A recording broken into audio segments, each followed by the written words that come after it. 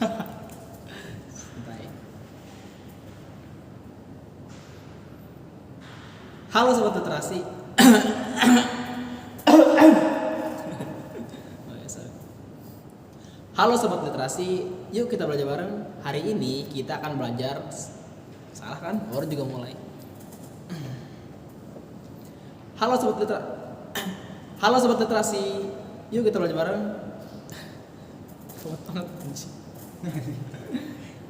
Halo sobat literasi, yuk kita belajar bareng. Malu gua kalau dilihat ya. Halo sobat literasi, yuk kita belajar bareng. Ih, kamarnya di sini ya? Mau diulang tak? Enggak, jangan. Halo sobat literasi. Halo sobat literasi. Halo sobat literasi, yuk kita belajar bareng. Hari ini kita akan belajar tentang sejarah Putri Ongtin. Hari ini kita akan belajar tentang kisah Putri Ongtin. Siapa sih yang nggak tahu tentang Putri Ongtin? Siapa sih yang nggak tahu tentang kisah Putri Ongtin? Siapa sih yang nggak tahu? Siapa sih yang nggak tahu kisah tentang Putri Ongtin?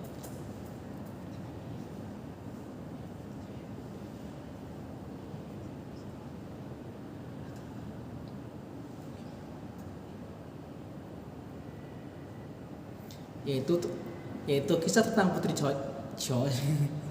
Apa aja? Yaitu kisah tentang Putri Cina yang menikah dengan ulun besar tanah Jawa. Salah.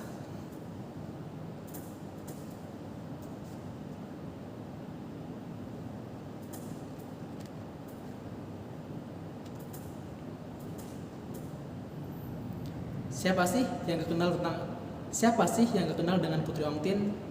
Itu istri dari Sunan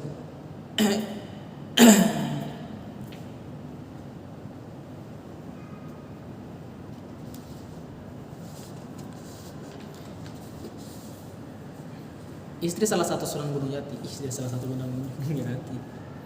Istri salah satu ulama besar tanah Jawa, yaitu Sunan Gunung Jati.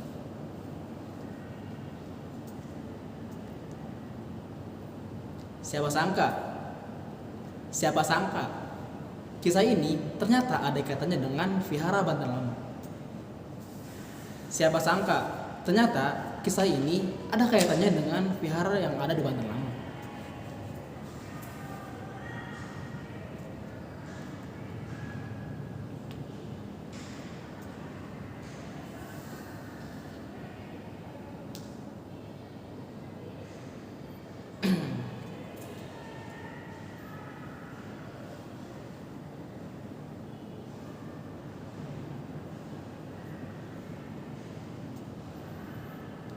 Siapa sangka, ternyata kisah ini ada kaitannya dengan vihara tertua di Banten Lama. Bahkan di vihara tersebut terdapat relief yang menggambarkan tentang kisah pernikahan keduanya. Penasaran seperti apa? Yuk kita bahas bareng-bareng.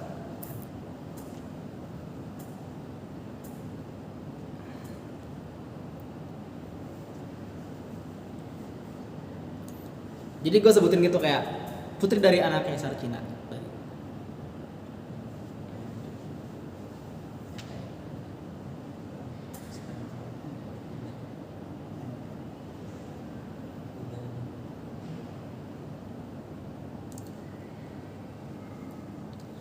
Dalam buku karya Winnie Gunarti menyebutkan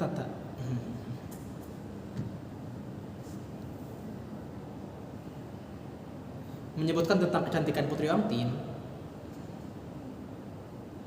dengan warna pipi di bawah, dengan warna pipi merahnya.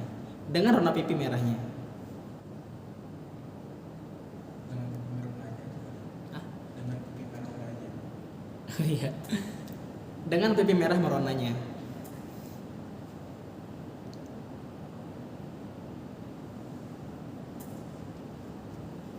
Mata yang meruncing tidak begitu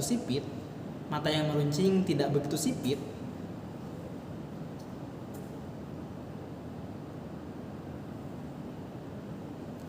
Menggambarkan sosok perempuan Cina yang sangat-sangat elegan.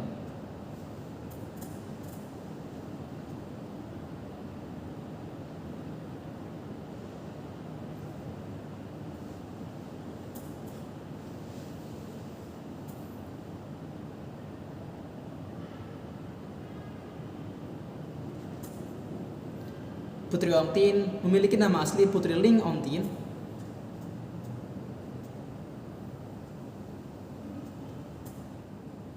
Putri Omtin memiliki nama asli Putri Ling Omtin atau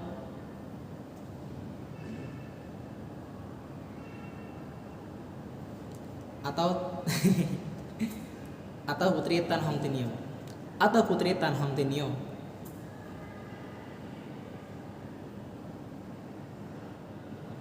Tapi nama yang paling terkenal tapi ia terkenal dengan sebutan Putri Omtin.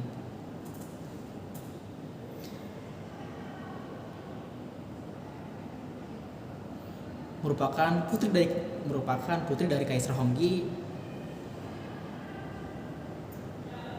yaitu kaisar keempat dari dinasti Ming.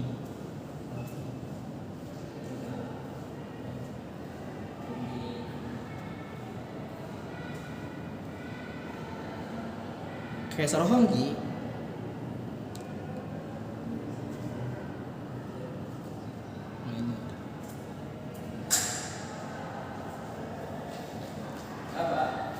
lagi ngerjain tugas, Pak.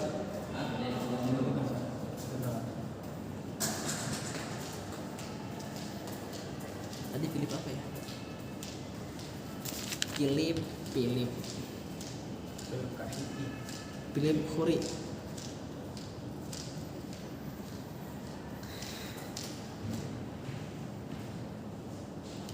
Menurut Philip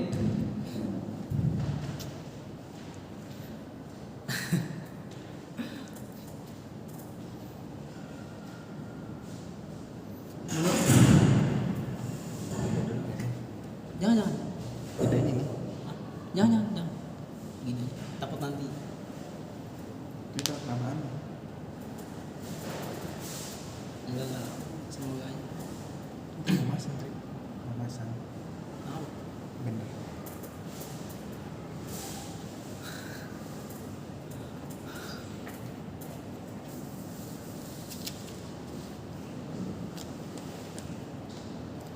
Menurut Philip Khoury dalam bukunya yang berjudul History of the Arab menjelaskan bahwa dinasti Ming merupakan dinasti yang gilang gemilang.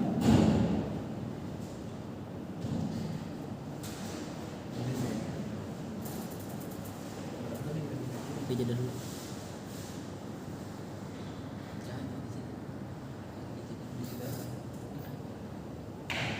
Menurut Philip Khoury dalam bukunya yang berjudul History of the Arab menjelaskan bahwa dinasti Ming merupakan dinasti yang gilang gemilang.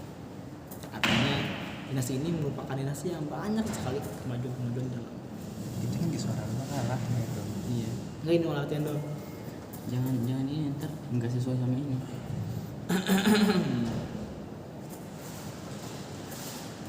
Nanti gue mau mulai juga. Menurut Philip Khoury dalam bukunya yang berjudul History of the Arab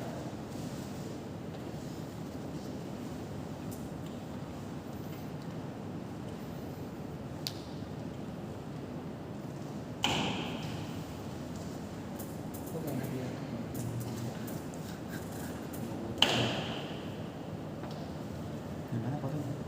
Dan kayak operator gini. menurut Philip Pencet gini aja ini. Kayak gini boleh kayak gitu. Ada gini.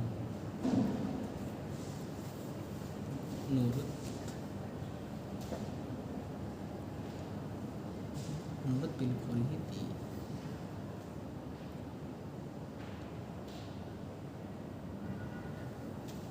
Udah. yang kelihatan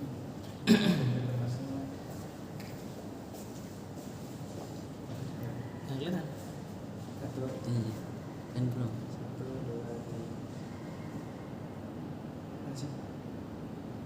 Udah.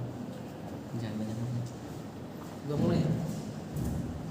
Menurut Philip Khoury dalam bukunya yang berjudul History of the Arab menjelaskan bahwa dinasti Ming merupakan dinasti yang gilang gemilang. Masa ini agama Islam berkembang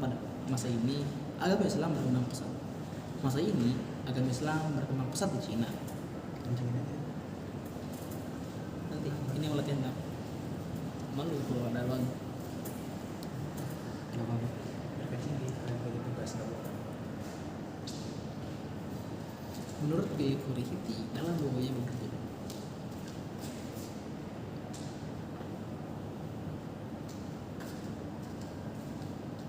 Menurut Bill Kurihiti dalam bukunya yang berjudul Kurihiti. Menurut Philip Kurihiti dalam bukunya yang berjudul History of the Arab. Menurut Philip Kurihiti dalam bukunya yang berjudul History of the Arab menjelaskan bahwa dinasti Ming merupakan dinasti yang gilang gemilang. Arab.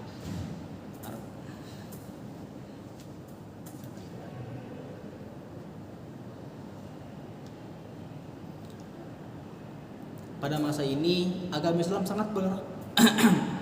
Pada masa ini agama Islam berkembang pesat di Cina. Pada masa ini agama Islam berkembang pesat di Cina.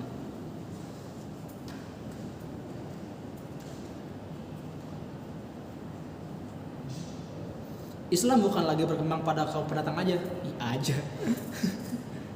Islam bukan berkembang pada kaum pendatang aja.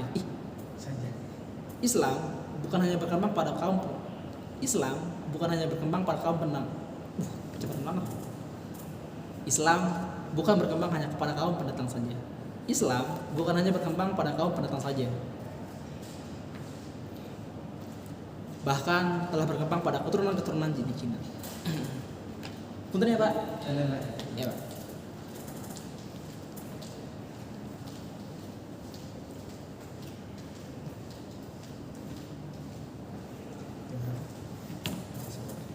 Bahkan telah berkembang pada keturunan-keturunan Cina. Bahkan telah berkembang pada keturunan-keturunan Cina.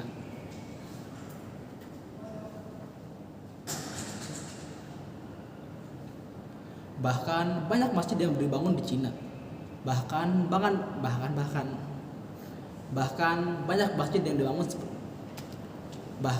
banyak masjid yang dibangun di kota seperti Nankin.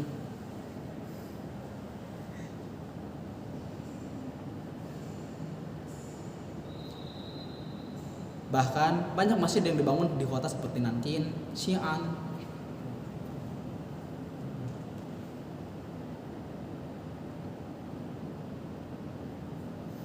Bahkan banyak masjid-masjid yang dibangun di Cina pada masa itu.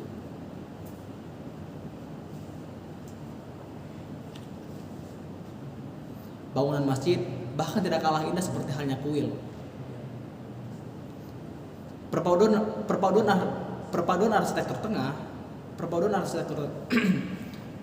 arsitektur Timur Tengah dan Tiongkok.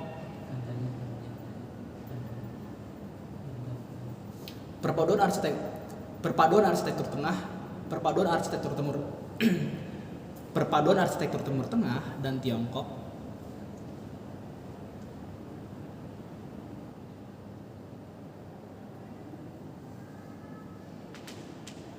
dengan lengkungannya khas pada bentuk menara dan pintu.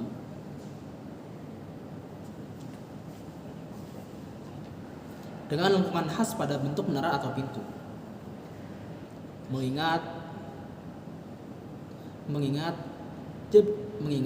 jejak penyebaran Islam bermula pada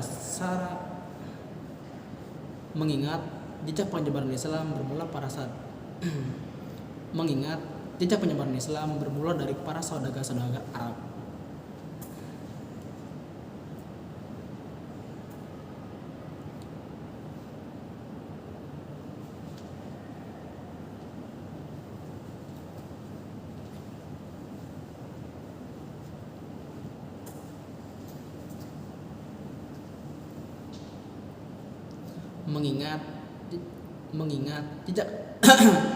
Mengingat jejak penyebaran Islam berawal dari para saudagar-saudagar Arab.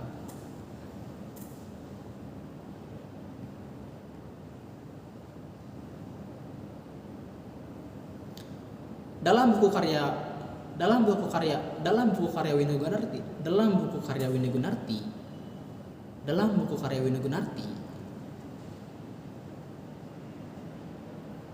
dijelaskan bahwa Kaisar Honggi merupakan kaisar yang berpikiran terbuka.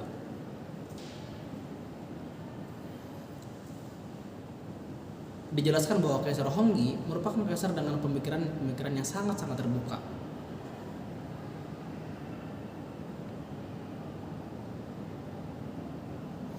Semasa dinasti Ming, penyebaran Islam diterima dengan cara bersahabat.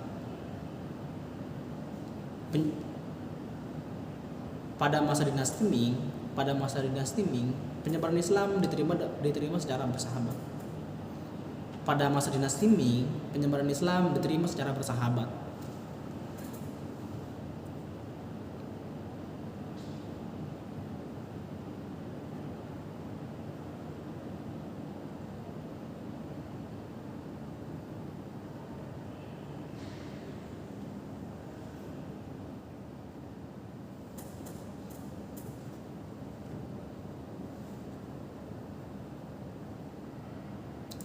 Itu sekilas tentang Kaisar Honggi yang merupakan ayah dari Putri Ongtin.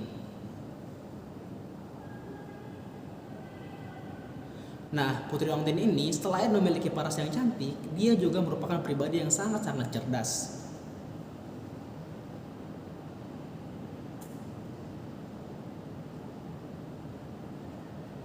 Bagaimana tidak?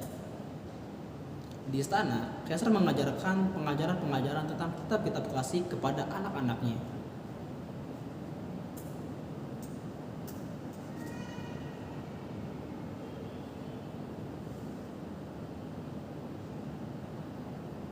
Ajaran-ajaran itulah yang tertanam dalam benak Putri Ongtin.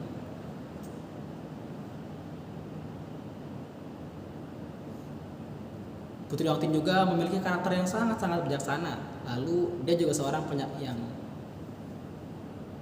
Putri Ongtin memiliki karakter yang sopan santun. Putri Ongtin memiliki karakter yang sangat sopan. Putri Ongtin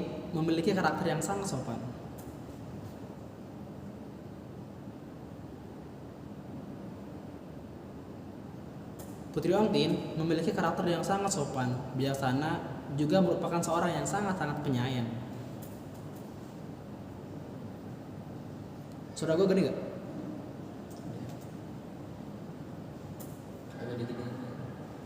Saya tidak menemukan identitas asli tentang ibunda dari Putri Ongtin.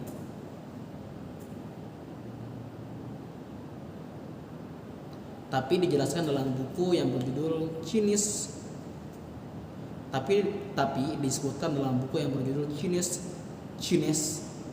Imperial Woman. Chinese, apa sih dibacanya? Sama ada Google Translate gak? Chinese. Tapi dijelaskan dalam buku berjudul Chinese Imperial Woman. Tapi dijelaskan dalam buku yang berjudul Chinese Imperial Woman. Tapi dijelaskan dalam buku yang berjudul Wanita-wanita Kekaisaran Cina. Tapi dijelaskan dalam buku yang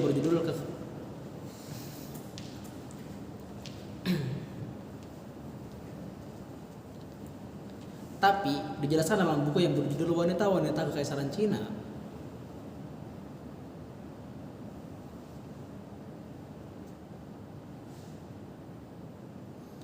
Dalam peraturan kerajaan, selain raja memiliki permaisuri, dia juga diperbolehkan untuk memiliki banyak selir.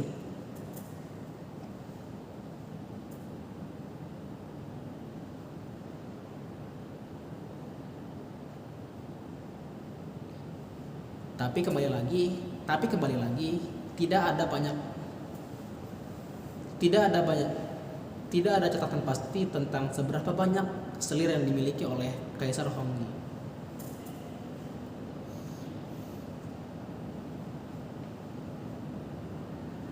Yang pasti Putri Ongtin ketika ia lahir langsung diserahkan kepada seorang pengasuh yang dikenal Tapi yang pasti Putri Ongtin ketika lahir langsung diserahkan kepada pengasuh.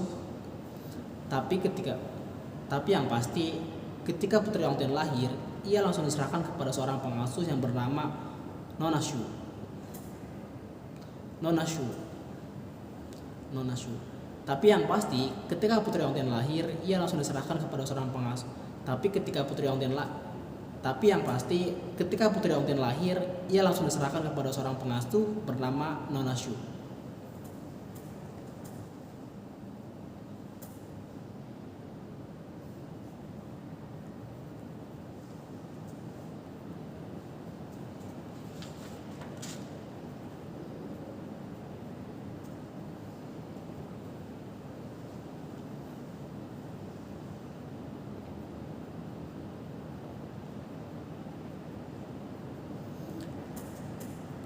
Dalam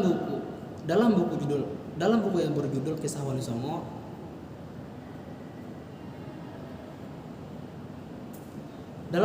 berjudul Kisah Wali Songo, penyebaran agama Islam di tanah.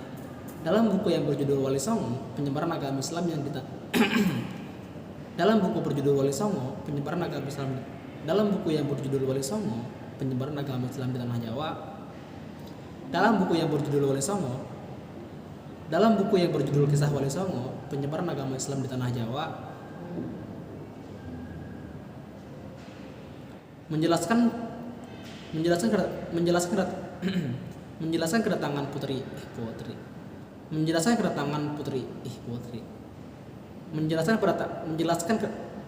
kedatangan Sunan Gunung Jati ke negeri Tiongkok itu ada beberapa versi.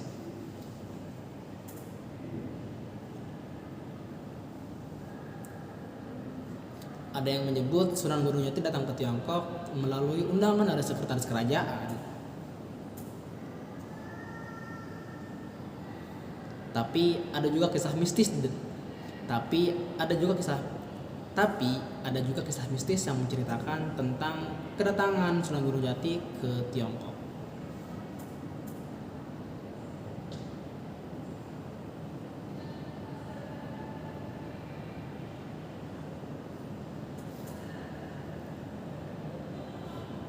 Diceritakan pada suatu malam Sunan Gunung Jati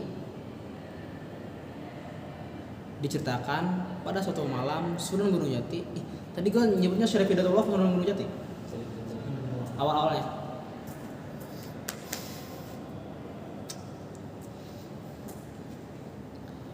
Dalam buku yang berjudul Kisah Wali Songo, penyebaran agama Islam di tanah Jawa,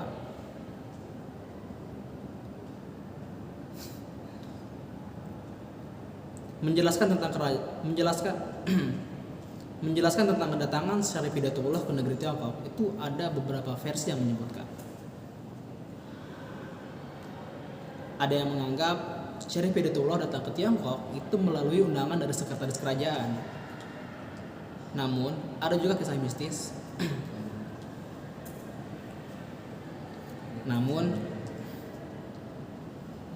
Namun ada juga kisah mistis yang menceritakan tentang kedatangan Syarif Hidayatullah. Namun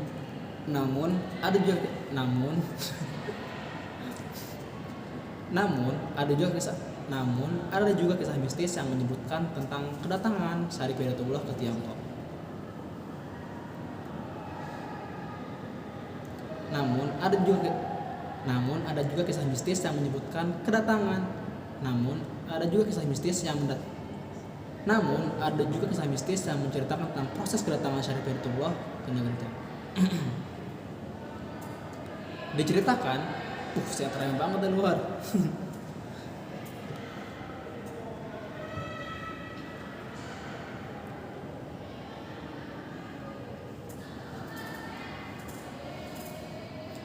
Diceritakan pada suatu malam Syarif Hidayatullah sedang melaksanakan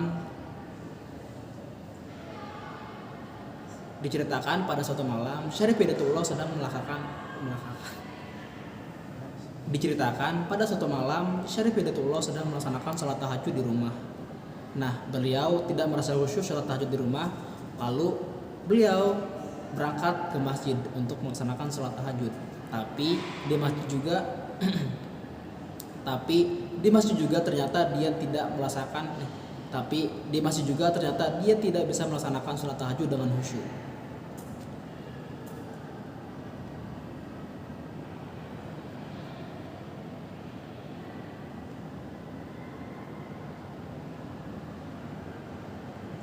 Akhirnya, ia pun melaksanakan sholat tahajud di sebuah perahu yang berada di pinggiran sungai.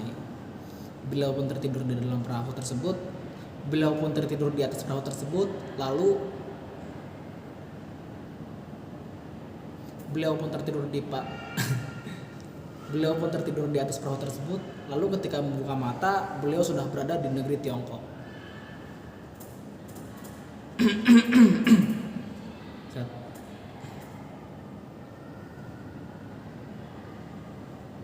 Namun yang pasti, kedatangan Syarif Hidayatullah ke Tiongkok itu merupakan misi beliau untuk menyebarkan agama Islam di negeri Tiongkok. Yang terjadi sekitar tahun 1479 Masehi. Sekitar tahun 1400 yang terjadi sekitar tahun 1400 yang terjadi sekitar tahun 1400 yang terjadi sekitar tahun 1476 Masehi.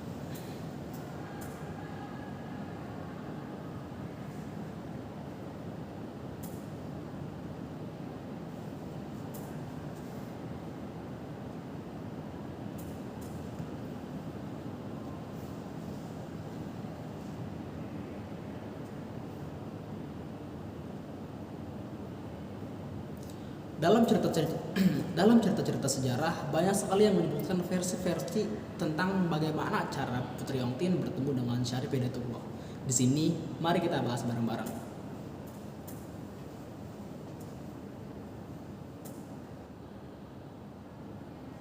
Pertemuan keduanya versi pertama. Kalau di YouTube pribadi mah enak.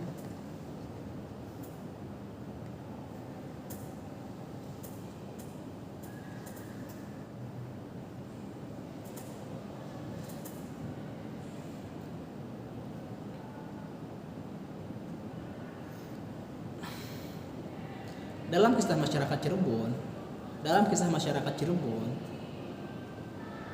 di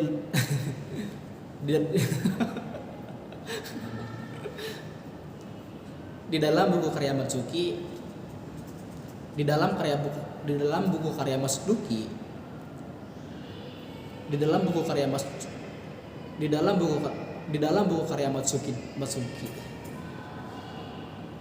kayaknya kedengaran dari saudara gue.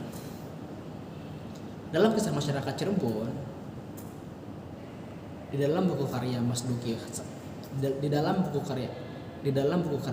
Sarpin dengan judul Arya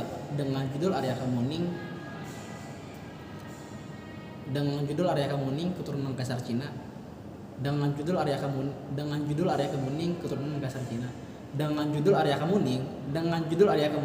keturunan Kaisar Cina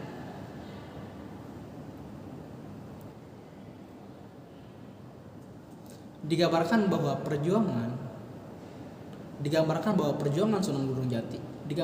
perjuangan Syarif Hidayatullah di Tiongkok pada abad ke-15 itu merupakan misi penyebaran agama Islam.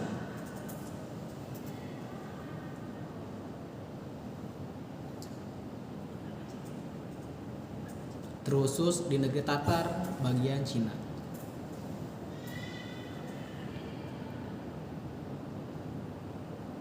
Dalam penyiarannya, Syarif Hidayatullah menyamar sebagai rakyat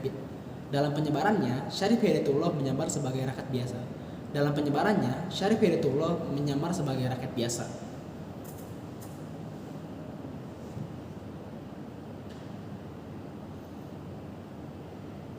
Memasuki perkampungan dengan ikut bersama dengan masyarakat sekitar membuat kerajinan keramik.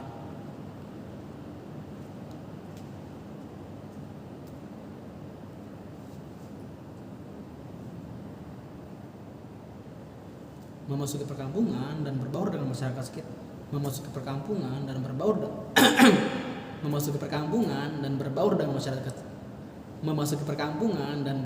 masyarakat sekitar. Dan ia juga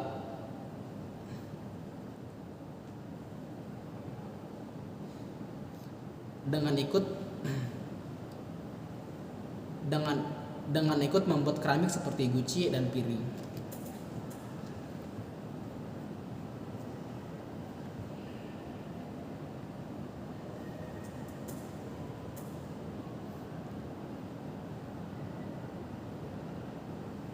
memasuki memasuki perkampungan dengan ikut memasuki perkampungan dengan ikut membuat kerajinan dari keramik seperti guci dan piring.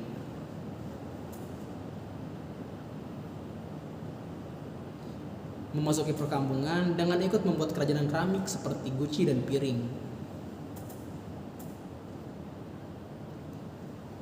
Tetapi karena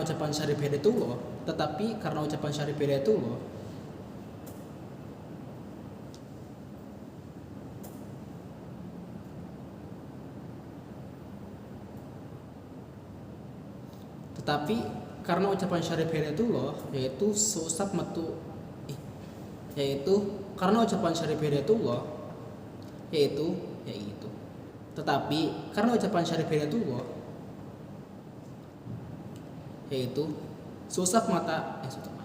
seusap nyata seidu metu,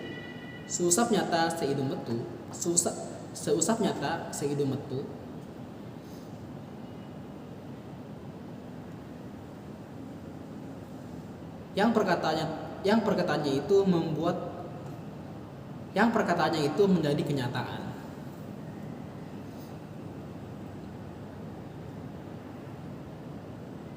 Maka dengan waktu yang tidak lama, sebagian rakyat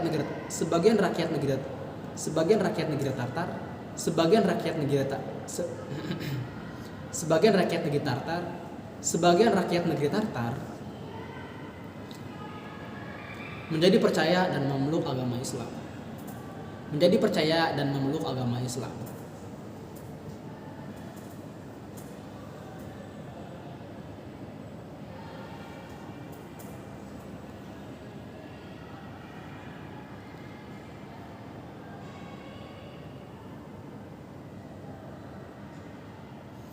Penyiaran agama Islam di negeri Tartar tersebut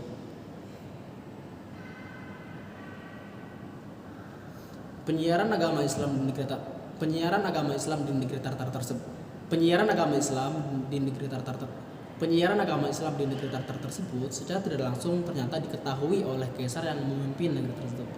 Kenapa? Dua kali aja dan tiga kali. Soalnya salah. Penyiaran agama Islam di negeri Tartar. Penyiaran agama Islam yang secara tidak langsung dilakukan oleh Sunan Gunung Jati. Penyiaran agama Islam yang secara tidak langsung dilakukan oleh Sunan Gunung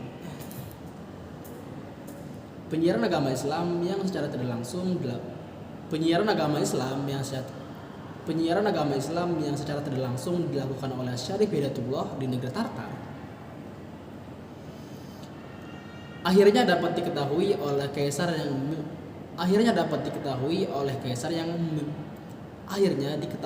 kaisar yang memimpin negeri tersebut. Sehingga kaisar sendiri mengetahui bahwa sebagian rakyatnya itu sudah memeluk agama Islam.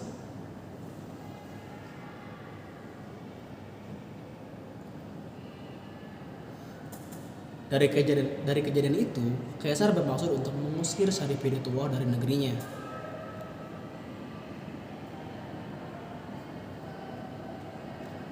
Tapi sebelumnya, kaisar ingin menguji dulu bahwa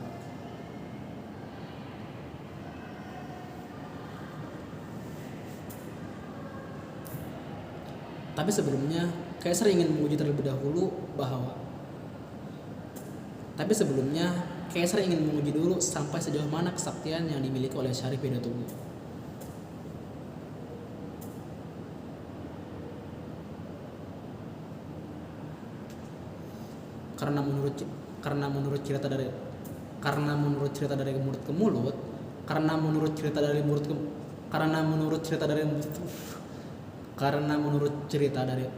Karena menurut cerita dari mulut ke mulut, Syarif Hidayatullah merupakan sosok yang sakti mandraguna. Karena menurut cerita dari mulut ke mulut, Sunan Gunung Jati. Karena menurut cerita dari mulut ke mulut, Syarif Hidayatullah merupakan sosok yang sakti mandraguna.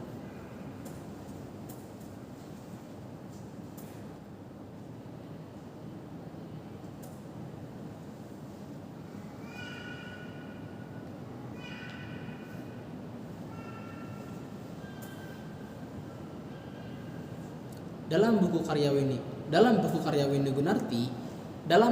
Windy Gunarti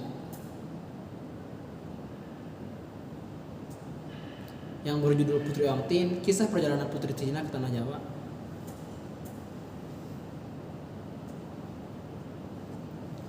Dalam buku karya Windy Gunarti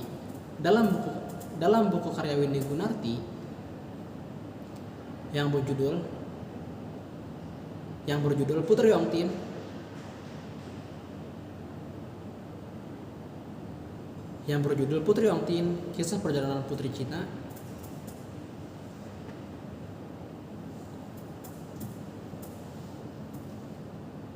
Dalam buku karya Windy Gunarti yang berjudul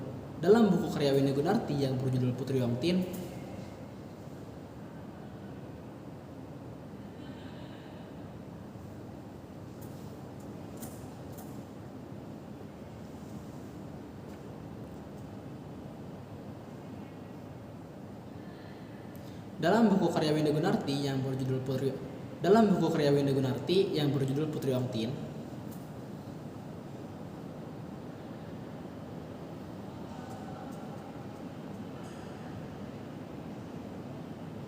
disebutkan bahwa Syarif Hidayatullah ketika di kota Rankin itu mempelajari disebutkan bahwa Syarif Hidayatullah ketika berada di kota Rankin itu mempelajari budaya masyarakat sekitar.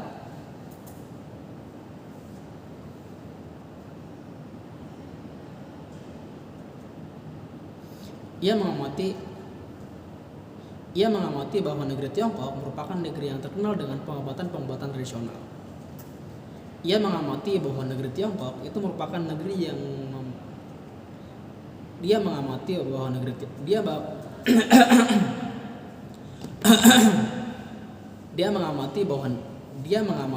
negeri Tiongkok itu merupakan negeri yang terkenal dengan pengobatan tradisional.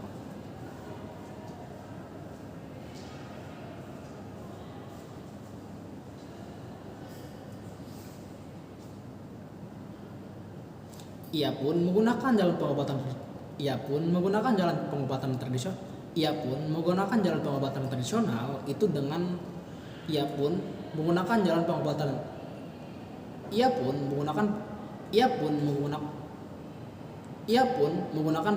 tradisional sebagai jalan untuk penyebaran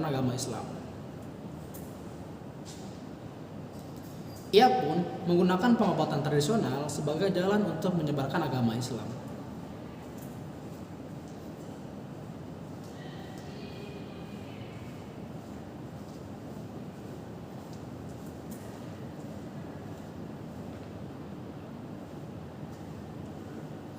Yang praktiknya,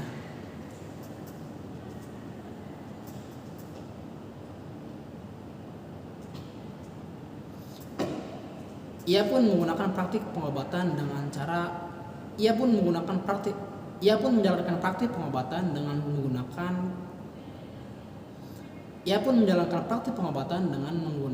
gerakan-gerakan sholat. Ia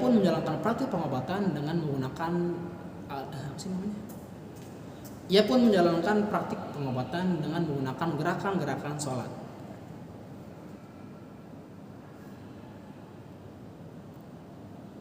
Yang lambat laun praktik ini dikenal oleh masyarakat luas dan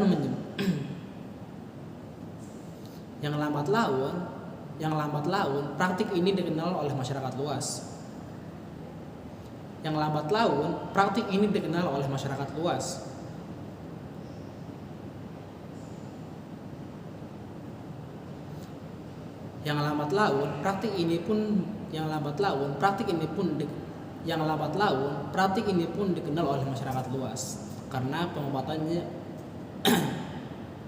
lambat laun praktik ini pun dikenal oleh masyarakat luas, yang mana praktik ini pun mulai dikenal oleh masyarakat luas.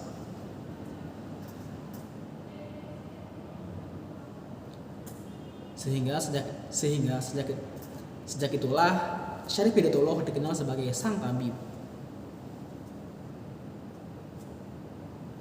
Sejak itulah Syarif Hidayatullah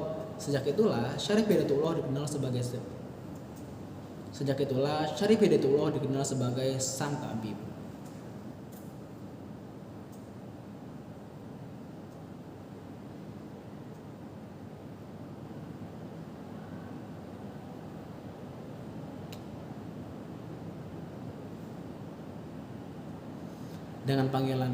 Dengan panggilan terhormat yaitu Jeng Maulana Insan Kamil.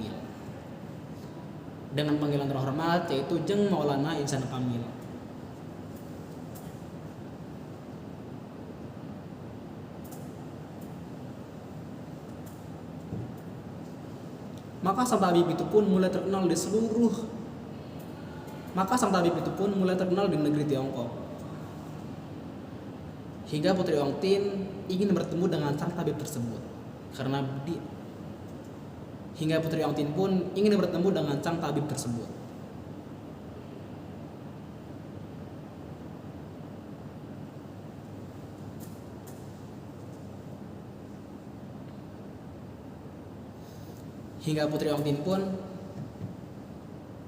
Maka sang tabib itu pun mulai terkenal di negeri Tiongkok. Hingga Putri Ong Tin pun ingin bertemu dengan sang tabib dan meminta ayahnya untuk mengundangnya ke istana.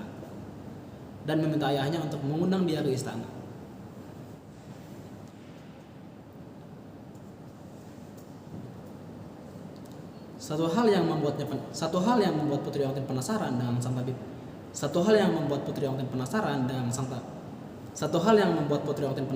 dengan sang tabib. Ini banyak yang membicarakan tentang ketampanan dari sang tabib ini. Banyak yang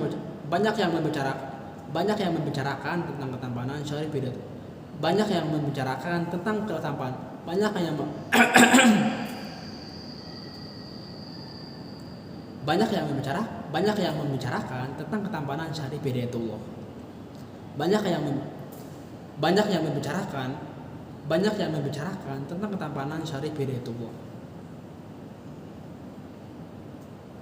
Apalagi sang tabib merupakan bangsawan keturunan tanah Jawa. Apalagi sang tabib merupakan keturunan bangsawan dari tanah Jawa. Apalagi sang tabib merupakan keturunan dari bangsawan tanah Jawa.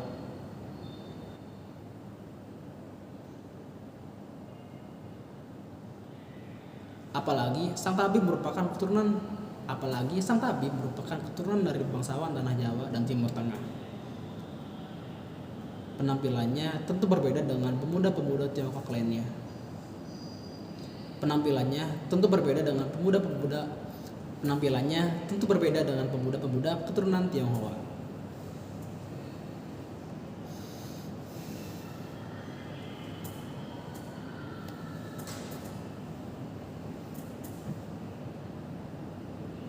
Menurut penuturan Pak Saji,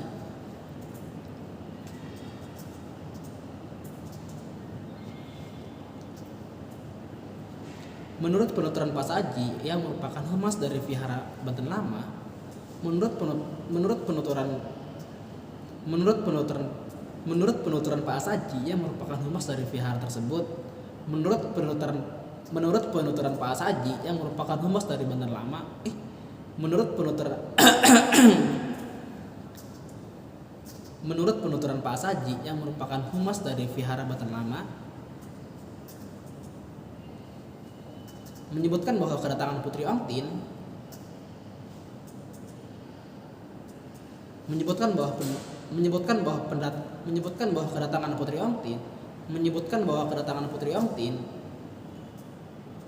itu dimulai ketika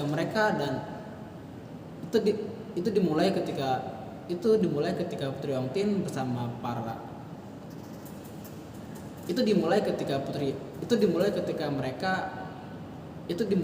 mereka menepi di Kali Kemiri.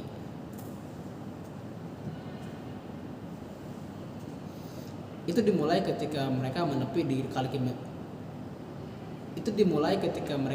di Kali Kemiri yang berada tepat di depan Vihara Banten Lama sekarang.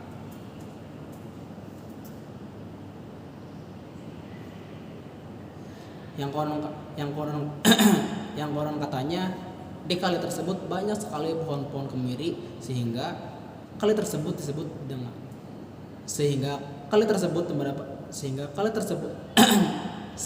tersebut mendapat julukan Kali Kemiri.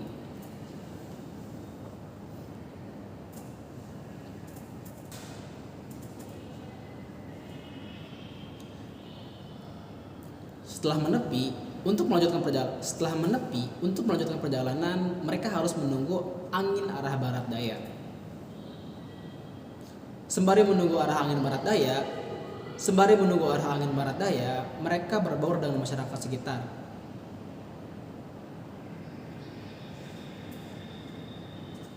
Sembari menunggu arah angin barat daya,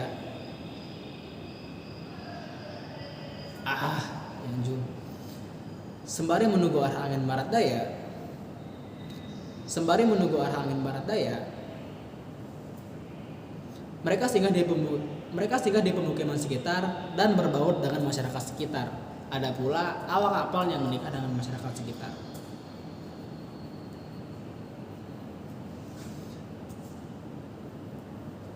Sembari menunggu arah angin barat daya,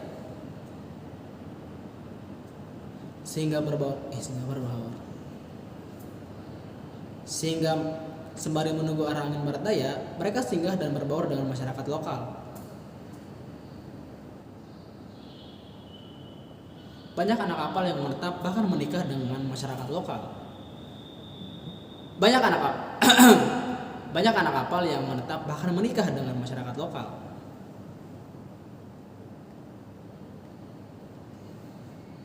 Putri Ongtin yang biasanya meminta cap jalan kepada Putri Ongtin yang biasanya meminta cap jalan sebagai bukti bahwa dia sudah melakukan perjalanan. Putri Ongtin yang biasanya meminta cap Putri Ongtin yang biasanya meminta cap jalan sebagai bukti perjalanan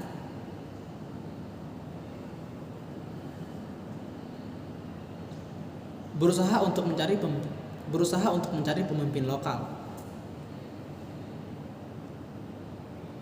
Berusaha untuk mencari pemimpin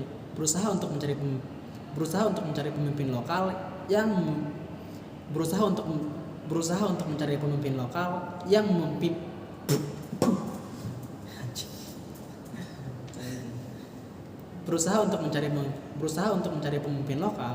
yang memimpin daerah tersebut. Banten yang pada masa itu belum terbentuk yang namanya Kesultanan menyulitkan Putri Ongtin untuk meminta cap jalan kepada penguasa setempat. Tapi ada seseorang yang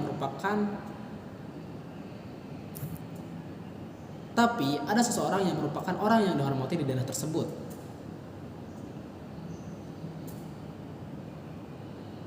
Tapi ada seseorang yang dihormati di kawasan tersebut.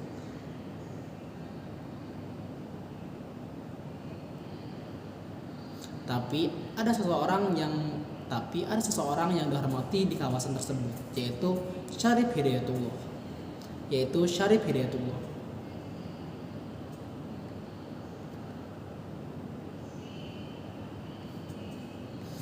Putri Ongtin pun berinisiatif untuk menemui Syarif Hidayatullah. Tapi ketika Putri Ongtin menemui Syarif Hidayatullah, ia pun terpukau dengan pesona yang ditunjukkan oleh Syarif Hidayatullah, dan singkat cerita mereka pun menikah.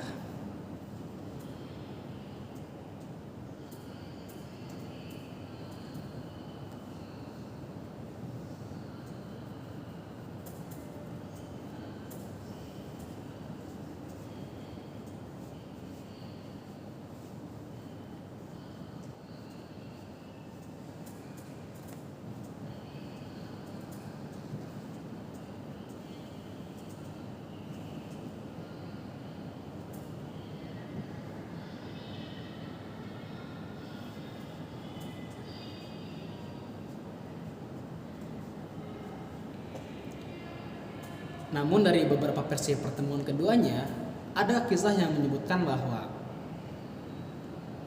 namun dari beberapa versi yang menyebutkan tentang kisah pertemuan Putri Ongtin dan Syarif Hidayatullah,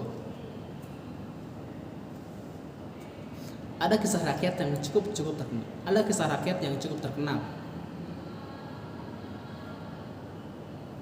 Ada cerita rakyat yang cukup terkenal di ada kisah rakyat yang cukup terkenal di masyarakat Cirebon maupun masyarakat Bandar Lama.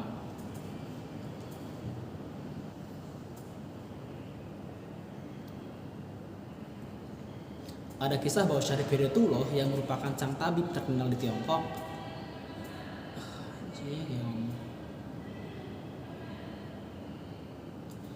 Ada kisah di mana disebutkan bahwa Syarif Hidayatullah yang merupakan ada kisah disebutkan bahwa Syarif Hidayatullah yang merupakan sang tabib yang terkenal di negeri Tiongkok diundang oleh Kaisar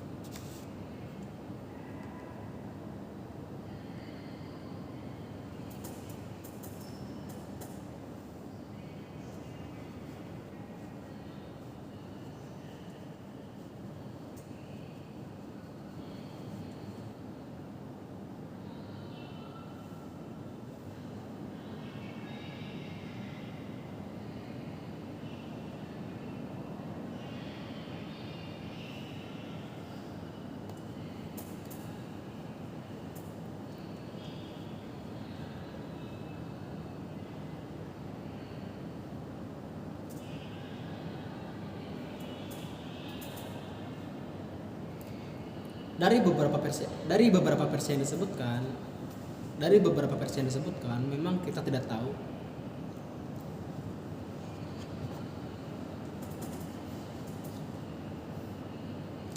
dari beberapa versi yang disebutkan membuat banyak pemikiran yang berkembang.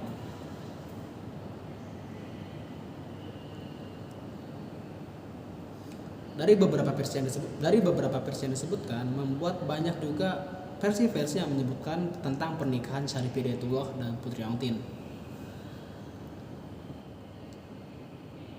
Namun yang pasti kisah pernikahan Putri Ongtin dan Syarif Hidayatullah itu benar-benar terjadi. Namun yang pasti kisah pernikahan Syarif Hidayatullah dengan Putri Ongtin itu benar-benar terjadi.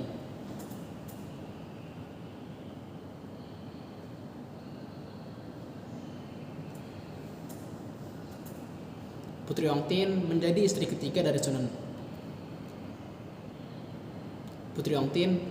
ketiga dari Syarif Hidayatullah dan merubah namanya menjadi Putri Ongtin menjadi istri ketiga dari Syarif Hidayatullah dan mengganti namanya menjadi Nyi Rara Ratu. Putri Ongtin menjadi istri ketiga Syarif Hidayatullah dan namanya berubah menjadi Nyi Ratu Rara Semanding dan namanya berubah menjadi Nyi Rara